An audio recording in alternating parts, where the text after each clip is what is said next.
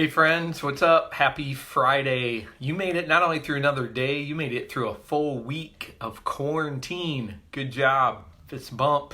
Nice. We're getting there, all right? Keep the faith, keep going, keep pushing. Hey, to end your week and start your weekend, let's talk a little bit about hope.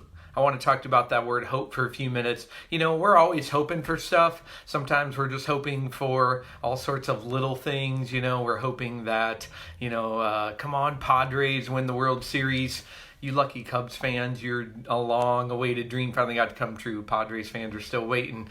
We hope that the McRib might actually come back at some point. We hope that they'll just stop making Fast and Furious movies. You often hear your parents say, "I hope your kids will turn out just like you." I'm not sure that's always meant as a compliment. We also have hopes for lots of big things in our life, right? There's a lot of times, I hope that someday I'll get married. I hope that I'll get to have kids. I hope that I can find a job one day that I love. I hope that I can kick an addiction. I hope that I can get out of debt. All these kinds of things that we're always hoping for. But the hard part is, as soon as crisis hits, hope is often the first thing to go. Right, it's the first thing that we lose. And listen, I just want to be honest, because I know getting a couple weeks into this thing, maybe sometimes you just get kind of tired of hearing cliches, and you just realize, just little pithy sayings and cliches just aren't helping make this thing any better. And that's not what I want to try to give you. I just want to admit with you that, hey, you know what? This is hard, man.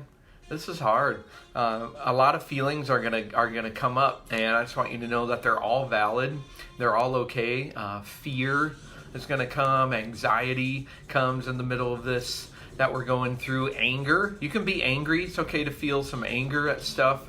And then grief, for sure. Don't forget that grief is really normal, and for a lot of us, there's a lot of loss.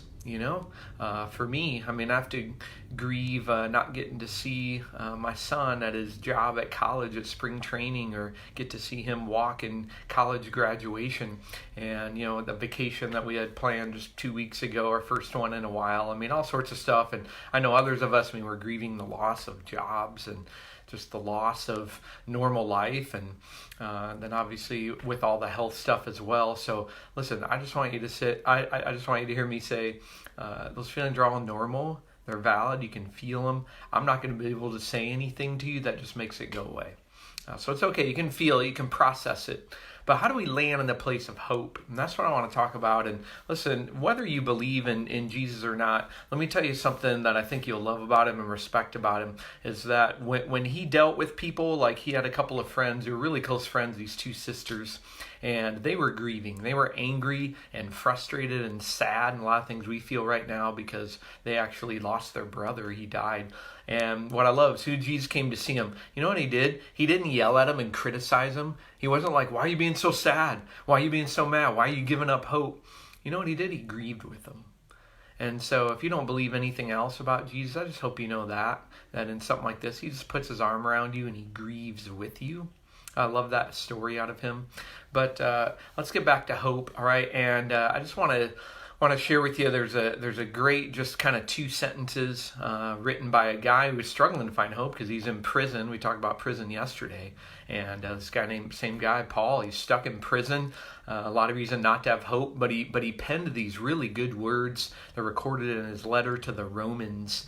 And if you're a Bible person, you can look it up in chapter 5, Romans 5, verse 4 and 5. He says, whenever we go through tough times like this, and I think this is true whether you believe the Bible or not, he says, tough times produce endurance in you. Endurance produces character. Character produces hope. Isn't that pretty cool? Endurance to character to hope when we go through tough times like this.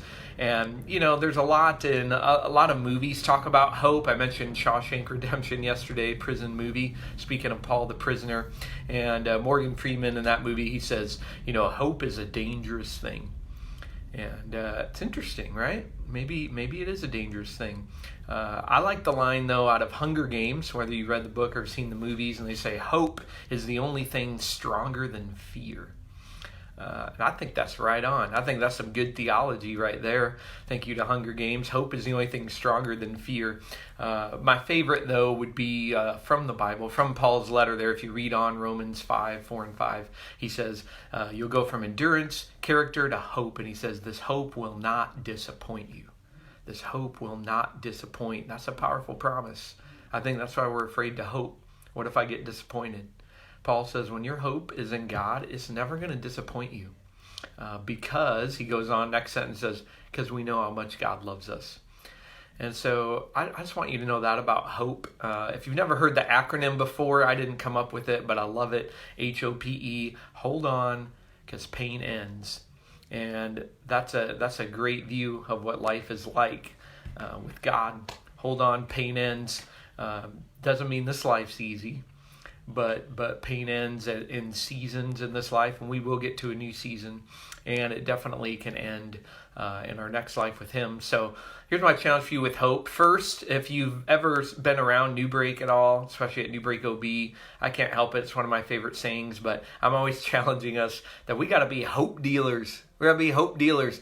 Hey, you can tell people, guess what? With hope, first taste is free. That's right. Hope's legalized now. Maybe churches are meant to be hope dispensaries. Okay, I'm done. That's my stand-up routine, I hope. No, but hope dealers, right? People everywhere are looking for hope, and this is your chance, all right, to point people to hope. Doesn't mean you can't also have days of doubt and grief and anger, but it's about how do we land on hope, and we can be a dispensary of hope and hope dealers to people. But lastly, let's talk personal, though. How do we find hope? How do we find it? And I want you to think about this, because this helped me. Is, sometimes I sit there and just go like, well, why don't I have hope? I should just have it, right? And I forget, listen, hope is a process. Hope is a process, right? What if it's a process? What if it's something that you need to actually work at? And so that means we could work at getting hope. How could I grow in hope? I've never thought about that, right? So how could we grow in hope? Well, if you're a person of faith, you can pray for hope.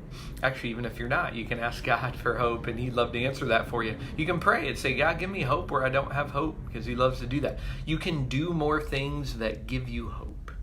I'm guessing you've already discovered the things in this pandemic that take away your hope, and maybe you need to do less of those. And what are the things that give you hope? And what if you lean in and do more of those? What if you're open to receiving hope from other people? Let other people speak into your life. Listen to their words of encouragement. What if we lean into truths, real truth about hope? I live in a town where people talk a lot about karma, and I'm always talking about how the grace of God kind of flies in the face of karma. And honestly, man, at a hard time like this, karma doesn't do us a whole lot good.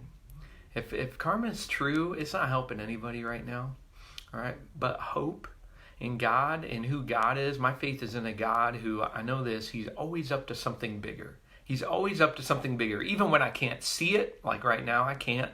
Even when I don't know what it is, right now I don't know what it is. But I know He's always up to something bigger. And so I lean into that truth. So hope is a process, all right? And it's something that you can work on and you can grow in, because I know not one person's going to say something or you'll read some cliche that'll give you hope. You're going to have to figure out for you where it comes from. And if you're a person who follows God, believes in Jesus, it can come from there. And if you're not, you can figure out where it's going to come from for you. Or, I'd love to talk to you if you have spiritual questions.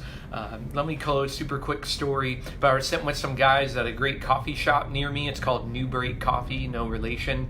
And it's only about 50 yards from the beach. And we're sitting in there a couple months ago in the winter. Even though the ocean's only 50 yards away, we can't see it because it's not that tall. It's like a little 6-foot pile of sand. They call it the berm. Just like 6-foot pile of sand is like a barrier that they put there in the winter on the beach.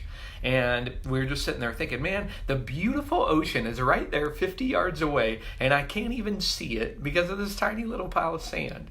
And we were just saying, how crazy, right? Like if I didn't know the ocean was on the other side, I would have no idea that it's that close.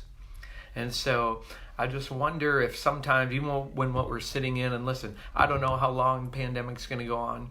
I'm not one who's going to try to guess. I have no idea. But I'll tell you this, even when the other side of this feels so far away, when hope feels so far away, so often things we're waiting for, it's just right on the other side. It's right on the other side. It feels so far away, but it's just on the other side of that little berm, little pile of sand. It's just 50 yards away. We just got to hang on to hope. So hold on. Pain ends. Keep the faith. I pray, and I'll keep praying that you find hope, and I'd love to do anything I can to help you find that in this. So as you go into this weekend, hang on to hope, all right? Because every day you're getting a day closer to seeing the ocean, to getting to the other side of this, all right? Have a really blessed weekend. I'll talk to you next week. Hang on to hope.